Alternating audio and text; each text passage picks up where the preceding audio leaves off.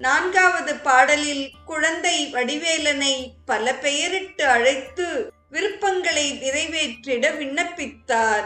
இப்பாடலில் தேவியர் இருவருடன் விளங்கும் முருகனை அழைக்கிறார்.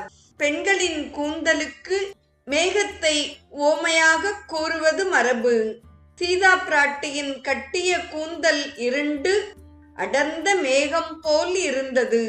அதனை அவிழ்த்து விட்டால் மழை போல் தோன்றியது. மஞ்சொக்கும் அழகவோதி மழை ஒக்கும் வடித்த கூந்தல் என்று சீதையின் கூந்தல் அழகை சூர்ப்பனகை ராவணனிடம் வர்ணிப்பதாக கம்பர் கூறுகிறார். இங்கு தெய்வ யானையின் கூந்தலை மஞ்சு ஓதிமம் என்றார். மஞ்சு என்றால் மேகம், ஓதிமம் என்றால் கூந்தல். குழந்தை வடிவேலனான என்னிடம் ஞான சக்தி மட்டுமே உண்டு என்று கூறி அடியேனை கைவிடலாகாது.